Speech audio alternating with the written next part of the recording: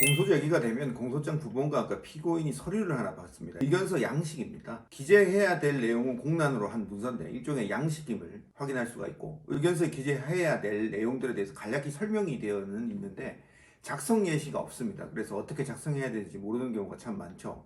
그런데 이 의견서를 왜 써야 하는지 모르는 분들도 많이 계십니다. 의견서를 작성을 할 때 유의하여야 할 점 위주로 형사재판 의견서 쓰는 방법을 알려드리려고 합니다. 이번 영상 보시면 변호사 없이도 변호사처럼 의견서를 쓰실 수 있습니다. 우선 피고인이 받게 될 양식 한번 살펴보겠습니다. 자, 이렇게 한 대여섯 페이지 정도 되는데 공소사실에 대한 의견, 절차에 대한 의견 쭉 이렇게 있습니다. 공란에 이제 흔히들 이 자필로 쓰는데 양이 많으면 이렇게 오버가 됩니다. 그래서 뭐 연필이나 볼펜 이런 걸로 막 이렇게 기재를 하시면은 좀 복잡해지고 좀 답답할 수도 있는데 항목 순서를 맞춰서 묻는 내용을 워드로 작성을 하셔도 좋습니다. 꼭 이 의견서 준 양식에다가 그대로 이렇게 기재해갖고 제출해야 될 필요는 없습니다. 받은 날로부터 7일 이내에 의견서를 제출하라고 기재가 되어 있습니다. 보시면요. 간혹 이 부분을 물어보시는 분들이 좀 계세요. 반드시 7일 이내에 제출이라는 것도 의무사항은 아닙니다. 그래서 의견서를 제출하는 것 자체도 의무사항이 아닙니다. 의견서를 제출하고 싶은 경우에는 직접 작성하거나 변호인을 통해서 재판이 끝나기 전까지는 언제든지 제출을 할 수가 있다는 점 참고 부탁드립니다. 의견서를 제출을 해라 이렇게 이야기하는 이유는 뭐냐면 판사님이 재판을 하시기 전에 간략하게 피고인이 이 공소 사실에 대해서 어떠한 입장인지, 그리고 절차 진행 이런 것들에 대해서 피고인의 의견을 좀 궁금해하기 때문이죠. 그리고 개인적인 어떤 사정이 있는지 가족이나 뭐 직업관계, 생활환경 등을 미리 좀 파악을 하기 위한 용도입니다. 왜냐면 재판이 시작되기 전에는 수사기관에서 보관하고 있는 사건 기록을 판사님이 보지 못해요. 그리고 이제 수사 기록을 나중에 보게 되더라도 개인적인 성향이나 환경 이런 어떤 개인적인 그런 정상관계 내용들은 수사 기록에 잘 드러나지가 않기 때문에 사실 이런 부분들이 매우 중요한 양형 사유이기 때문에 판사님은 궁금해하는 겁니다. 의견서에서 요구하는 부분은 크게 5가지입니다. 공소사실에 대한 의견 부분, 그리고 절차 진행에 관한 의견, 다음 보시면 성행 및 환경에 관한 의견, 정상에 관한 의견, 마지막으로 양형조사 희망사항, 그리고 기타사항 뭐 이렇게 되어 있죠. 자, 의견서 중에서 가장 중요한 부분이 뭐겠습니까? 바로 첫 번째에 나와 있는 공소사실 인정 여부입니다. 공소사실은 범죄사실 말하는 거죠. 그에 대해서 인정하는 건지 부인하는 건지 미리 알려달라는 거죠, 판사님이. 왜냐면 이 인부에 따라서 재판 절차가 좀 크게 달라지기 때문이에요. 피고인이 과거에 조사를 받을 때부터 부인을 해왔다면 부인한다고 해야 할 것이고, 부인하는 이유가 정확히 뭔지 기재를 해야 합니다. 만약 인정을 해왔다면 인정한다고 간략하게 기재하면 끝나는 거죠. 근데 간혹 재판 단계에서 갑자기 인정하다 부인하고 부인하다 인정하는 그런 경우가 있을 수 있죠. 이 부분은 굉장히 신중하게 판단을 해서 기재를 해야 될 부분입니다. 반드시 증거 기록을 모두 열람한 후에 전문가하고 상의를 하셔야죠. 만약에 이제 공소사실 중 일부만 인정하거나 부인한다면은 해당 난에 동그라미를 하시면 되는 거고요. 공소사실을 인정을 하는데 사실관계가 약간 다르게 기재되어 있다. 그러면 역시 해당 부분에 동그라미 표시를 하면 됩니다. 이렇게 의견서 1페이지 보시면은 어떤 난에 해당하는지 이렇게 세분화가 되어 있습니다. 쉽게 찾을 수 있을 거라고 생각을 하고요. 그러면 이제 부인하는 이유를 어떻게 써야 할지, 부인을 하면 왜 부인하는지 이런 걸 써야 하는데 여기서부터 피고인들이 어려움을 느낍니다. 부인하는 경우에는 그 이유를 어떻게 써야 할지 막막한데 모든 주장 내용을 상세하게 기재하는 것이 아니라 판사님이 이해하기 쉽게 그 취지만 간략하게 적는 것이 바로 제가 알려드릴 작성 요령입니다. 자, 변호사가 쓴 의견서에서는 어떻게 표현하고 있는지 한번 보시죠. 이 부분을.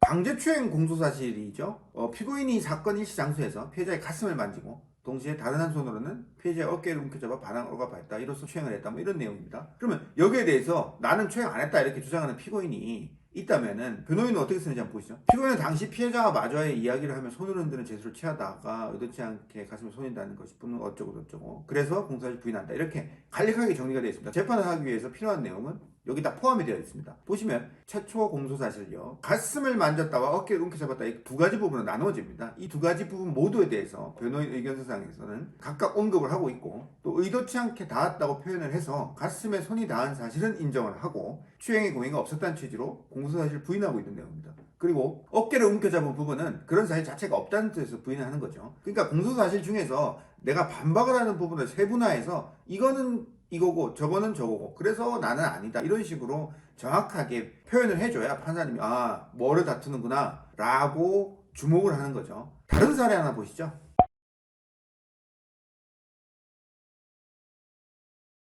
요거는 중간간 사건의 공소사실이네요. 피해자가 술에 취해 잠이 들자 한거불능 상태인 피해자에게 다가와 손으로 피해자의 음부를 만지다가 이를 가늠하였다. 뭐 이런 내용이에요. 변호인 의견서상의 공소사실은 어떻게 쓰냐. 요렇게 기재가 되어 있는데 요것도 다 그 피고인이 주장하는 내용들을 축약해서 요약해 놓은 겁니다. 요게 이제 중요하다는 거예요. 피해자가 술을 마신 부분, 그리고 한거불능 상태였다는 부분, 음부를 만지고 가늠했다는 부분, 이 세 가지 부분으로 공소사실을 나눌 수가 있는데 하나씩 언급하고 있죠. 피고인이 이에 대해서 주장하는 내용을 기재하고 부인하는 이유가 무엇인지를 간단 명료하게 작성해 두고 있음을 알 수가 있습니다. 결국은 공소사실에 표현된 내용 중에 범죄사실에 관련된 것 중에 반박해야 될 부분은 조목조목 이렇게 하나씩 언급을 해서 분명히 반박을 해야 된다는 뜻이고, 그냥 두루뭉술하게 나는 그냥 안 했어요, 나는 뭐 강간 안 했어요, 강제추행 안 했어요, 이런 식으로는 곤란하다 이거죠. 도대체 공소사실 중에서 어떤 부분에 대해서 다투고 있는 건지 판사님이 알 수가 없습니다. 그래서 그냥 난 안 했다, 부인한다 이러면은 효과적인 주장이 될 수가 없죠. 판사님 의견서를 통해서 구체적으로 피고인이 무슨 주장을 하려는 것인지 이해를 하기 어렵기 때문에 결과적으로 피고인에게 불리할 수 있다는 점을 명심하셔야 됩니다. 피고인이 어떤 주장을 하는데 변호인도 없고 혼자 나와서 재판을 하고 있어요.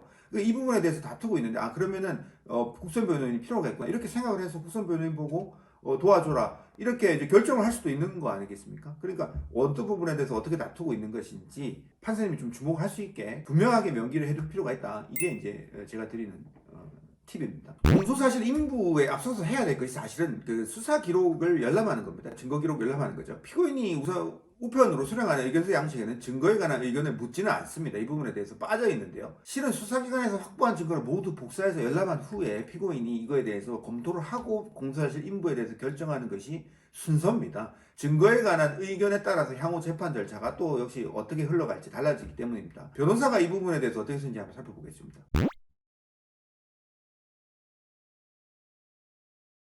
변호사 의견서 보시면요, 공소사실에 대한 의견 쓰고 그 다음에 증거에 관한 의견 씁니다. 이거는 피고인이 양식하고 좀 다르죠. 증거 뭐 순번 뭐 어쩌고저쩌고 부동의하고 나머지 동의한다 뭐 이런 이야기, 뭐 특별히 신청할 증인은 없다 뭐 이런 이야기 뭐 간략한 기재를 하고 있는 걸 알 수가 있습니다.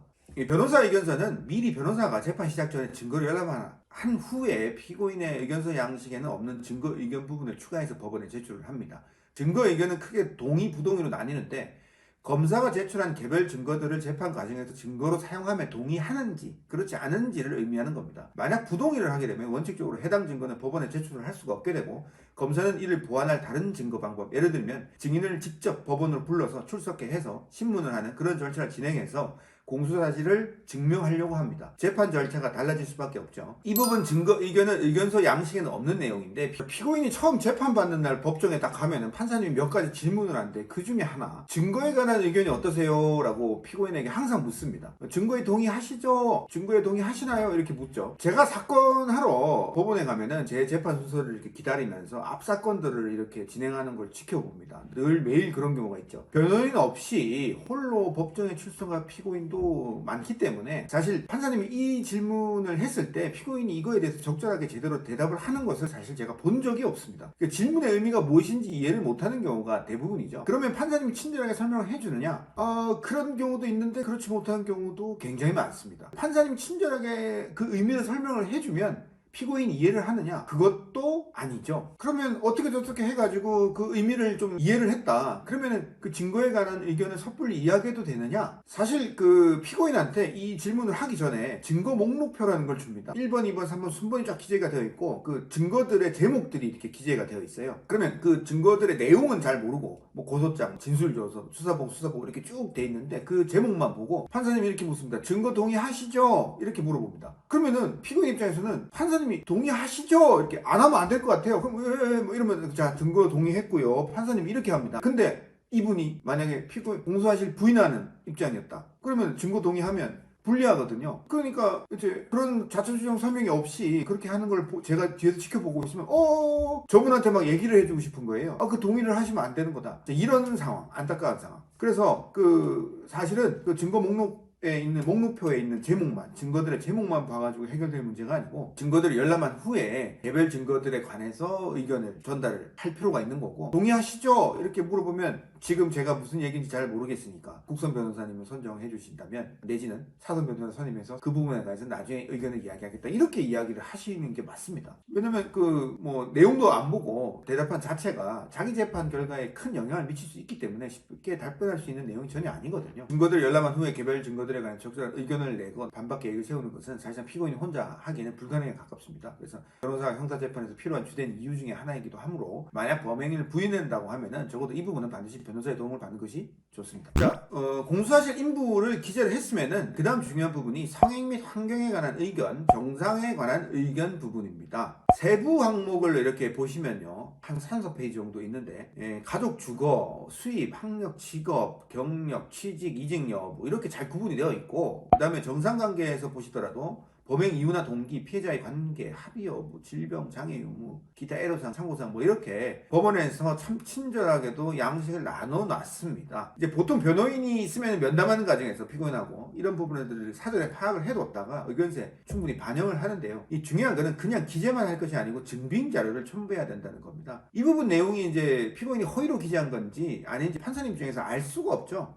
그렇기 때문에 증빙 자료를 첨부하면 좋다는 거고, 이 부분 관련해 가지고는 예전에 제가 양형자료 준비 방법이라는 제목으로 알려드린 적이 있습니다. 그래서 해당 영상 참고하시면 좋을 것 같습니다. 보통 변호사가 의견서를 쓰면요, 이 뭐 성행 및 환경, 정상 이 부분을 크게 나누지는 않고 대체로 피고인의 정상관계 이렇게 해서 통칭해서 여기 안에다가, 이 항목 안에다가 다양한 내용을 씁니다. 근데 장황하게 쓰지 않죠. 판사님이 알았으면, 꼭 알아줬으면 하는 부분을 빠르게 핵심만 쉽게 파악할 수 있도록 간략하게 내용을 적고, 대신에 그 의견서 뒤에다가 관련된 내용을 증빙자료로 첨부하는 방법으로 작성을 합니다. 이 방대한 사건 수를 처리해야 되는 법원의 판사님 입장에서는 이 두서없이 장황하게 늘어놓은 내용을 구체적으로 뭘 얘기하고 싶은 것인지 요지를 파악하기도 어렵죠. 그래서 전달이, 내 의사를 전달하기 어려울 수 있기 때문에 판사님이 보기 편하게 쓰는 것이 좋습니다. 그래서 의견서는 결국 판사님이 보기 위한 것이니까 이 부분을 좀 유념해 주셨으면 좋겠습니다. 변호사가 쓴 의견서 피고인의 정상관계 이 부분을 어떻게 언급을 하고 넘어가는지 한번 보시죠.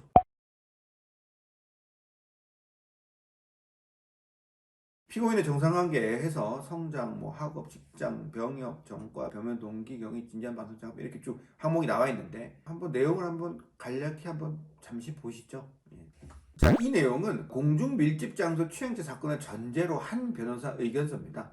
간단해 보여도 그 의미를 하나하나 부여해서 변호사가 신경 써서 기재를 했습니다. 어떤 의미가 있을까요? 우선 첫 번째로 가정환경 원만하고 특별히 문제가 없어서 피고인을 선도할 능력이 있는 가족들이어서 재본 가능성이 낮다, 뭐 이렇게 이제 비춰지라고 그렇게 기재를 하는 겁니다. 그리고 학창 시절이나 성장 과정에도 바르게 성장해온 부분이 있어서 평소 성행이 양호하다는 부분, 뭐 이렇게 좀 티를 내는 거고요. 취업 희망 분야가 있는데 이 형사처벌 수준에 따라서 취업을 못하게 될 수도 있다. 그래서 일정 수준 이하로 처벌을 해줬으면 좋겠다, 이렇게 이제 희망하는 부분, 동정조력 없고 근본이 실수였다는 부분, 반성과 다짐을 진지하게 하고 있으니까 참작을 해달라, 이런 부분들이 내포가 되어 있습니다.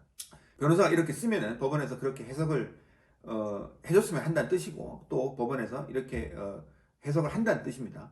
말뿐인 것은 의미가 없죠. 그러면 저는 여기서 아까 보셨던 의견서에서 이렇게 하겠습니다. 부모님과 실제 동거를 하고 있다는 등본이나 가족관계 증명서를 첨부를 하고, 함께 여행 가서 찍은 가족사진들이나 또 가족들이 모두 올바른 사회 구성원이라는 점을 어필하기 위해서 평소에 가족들이 뭐 기부나 선행을 해왔던 이력이 있으면 그것도 첨부를 하고요. 사회경력 같은 것들, 부모님의 사회경력, 뭐 형제자매 사회경력들, 이런 것들 좀 드러내는 자료를 좀 달라고 할 것 같습니다. 있으면 간접적으로 이런 것들, 가족들이 올바른 구성원이다, 선도할 능력과 자질이 있다, 이런 것들을 간접적으로 증빙을 할 수가 있겠죠. 또 가족들이 사건을 알고 또 선도를 다짐하고 있다는 부분에 관해서도 가족들한테 직접 부탁을 드려서 선도 계획서나 뭐 탄원서 이런 것들을 작성을 해달라고 해서 제출해도 좋을 것 같습니다. 그리고 학창시절 비행 이력이 없고 평소에 잘 성장해왔다, 원만하게 성장해왔다, 이런 부분들을 드러내기 위해서 생활기록부 이런 것들을 달라고 해서 첨부를 또 할 것 같습니다. 그리고 대학 재학증명서나 성적증명서 이런 것도 첨부해서 전공을 드러내기도 하고, 이 전공 분야를 살려서 앞으로 사회 진출할 거다, 이런 것들, 그리고 관련된 취업 희망 분야를 드러냄으로써 실제 입사 지원서나 성적증명서 같은 것들이 있으면은 취업을 위해서 이만큼 노력을 하고 있다는 사정들, 그런데 형사처벌 받으면 하면은 이렇게 무급품이 된다 이렇게 주장을 하겠죠. 그리고 채용 공고를 통해서 피고인이 희망하는 채용 분야에서 채용 경력 사유가 있다는 점을 또 강조를 해서 또 판사님한테 좀 주지를 시킬 필요가 있겠고요. 군 시절 무리 없이 복무를 마쳤다는 표창장 같은 것도 또 제출하면 좋겠습니다. 그리고 과거 범죄 경력이 있는 경우에는 그 내용이나 경위를 상세히 알 수가 없죠. 그냥 단순히 폭행죄, 벌금 얼마 이렇게 뜨니까 이 사람이 사람을 두드려 패고 다니는 사람이구나 이렇게 생각할 수 있잖아요. 근데 만약에 과거 범죄 전력 중에서 좀 경위면에서 참작할 부분이 있다. 그러면은 좀 다르게 비춰질 수 있도록 단순히 제명하고 처벌 수준만으로 평가되지 않도록 이렇게 좀 설명하는 그런 내용이 있으면 좋겠습니다. 그래서 판결문 같은 것들을 예전 판결문 이런 것도 첨부를 하면 좋을 것 같고요. 물론 죄질이 안 좋은 거는 굳이 첨부할 필요는 없을 것 같고요. 그리고 범행 당시에 음주를 많이 한 상태면은 술을 많이 마셨다는 영수증이라든지 그 당시에 같이 이제 술자리를 했던 그런 친구들의 사실 확인서, 이 사람 그때 술 굉장히 많이 취했었다 그래서 실수한 것 같다 이런 식으로 사실 확인서 같은 거 제출해도 좋겠죠. 이런 것들은 음주가 아닌 우발적인 범행이었으면 추단케 하는 사정입니다. 반성, 말로만 하면 안 되겠죠. 반성문 따로 또 준비해서 제출하고, 봉사활동 하면서 자숙한다고 하면 말로만 자숙한다 그러지 말고 봉사활동 확인서도 제출하면은 이런 기재된 내용들이 모두 허위가 아닌 내용으로 판사님이 이해를 하고 충분히 참작해 줄 것이라 우리가 기대를 할 수가 있습니다. 사건별로 강조하면 좋은 양형 사유는 모두가 다릅니다. 그래서 나의 여러 가지 사정 중에서 어떤 부분 언급하고 또 강조하면 좋은 것인지에 대해서 잘 모르겠으면은 그저 모든 내용을 다 두서없이 적는 것보다는 그 전에 전문가하고 상의를 해서 사건 특성에 맞게 어떤 부분을 더 드러내는 것이 좋은지 정한 후에 정리해서 기재를 하는 것이 좋겠습니다. 왜냐하면 사건 내용에 따라서 말씀드렸지만 필요하거나 참작할 부분이 다 다르거든요. 그러니까 이 부분을 판단하는 게 쉽지가 않습니다. 그리고 추가적으로 피해자에 대한 관계라든지 합의 여부 부분에 대해서도 판사님이 궁금해하죠. 평소 피해자하고 친분이 있는 사이였다면 언제부터 어떤 사이였는지 기재를 하고, 만약 모르는 사이였다면 그렇게 기재를 하면 됩니다. 중요한 거는 합의 여부인데, 만약 합의를 이미 했으면은 합의서 법원에 제출되어 있는지 확인할 필요도 있고, 만약 합의서가 제출이 안 됐으면은 합의서를 다시 준비해서 제출을 해야겠죠. 합의했다 말만 하면 안 된다는 얘기입니다. 그리고 의견서와 함께 첨부를 해서 합의서를 제출을 그래야 합의의 효과를 참작할 수가 있다는 겁니다. 불행히 아직까지 합의가 안 된 상황이면 합의가 되지 못한 이유를 또 판사님한테 알려줄 필요가 있습니다. 예를 들어서 합의금을 너무 많이 요구를 해서 합의를 못하고 있다. 그래서 합의금이 얼마 필요한데 지금 모으는 중인데 합의금이 좀 부족하다. 한 달 정도면 될 것 같다. 그럼 시간 좀 달라. 이러면 판사님 시간 줍니다. 그리고 피해자가 누군지 모른다거나 아예 잠적을 해버려가지고 합의를 못하고 있다. 그러면은 피해자의 연락처를 모르니까 국선 변호사를 통해서 합의를 하고 싶다거나 이런 내용을 통해서 여태껏 피해자를 위해서 합의 노력을 해왔다. 내지는 합의 노력을 하겠다는 의지를 또 보여줄 필요가 있고, 그 경우에 법원은 합의의 기회를 또 주고 합의에 이룰 수 있도록 해야 합니다.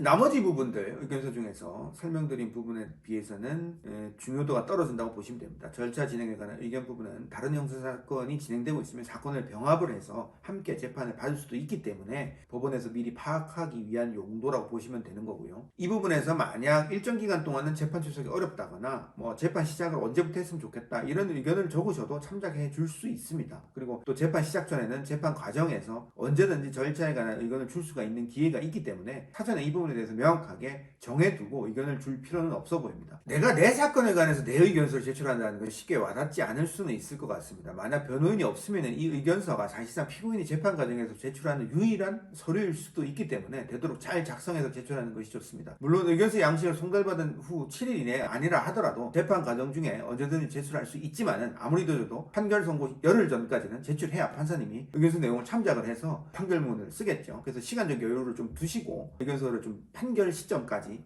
시간적 여유를 두시고 의견서를 좀 제출하면 좋을 것 같습니다. 이 범죄 사실에 대해서 내가 주장하는 바가 무엇인지 정확히 알고 분명히 이 부분에 대해서 판사님이 알 수 있도록 밝히셔야 됩니다. 범죄 사실에 대해서 주장하는 바가 무엇인지 정확하고 분명히 밝힐 수 있습니다. 의견서를 통하면요. 그리고 진행될 재판 과정에서 내가 겪고 있는 어려움이라든지 필요한 점이 있다면 이를 요청을 할 수도 있습니다. 의견서를 통해서. 그리고 수사 단계에서 파악되기 어려웠던 피고인에 대한 유리한 다양한 사정들을 판사님한테 알릴 수 있고요. 이를 양형에 반영시킬 수 있습니다. 이것이 의견서 제출의 효과입니다. 제출하지 않을 이유가 없겠죠. 정리해 보겠습니다. 형사재판 의견서는 반드시 우편 수령 후 7일 이내에 제출할 필요는 없습니다. 의견서 중 가장 중요한 것은 공소사실 인정 여부입니다. 다만 증거 열람이 선행되어야 하겠죠. 증거 의견 부분이 피고인 양식에는 없지만 증거 열람 후에 증거에 관한 의견과 공소사실 반박 계획을 기재를 하면 좋습니다.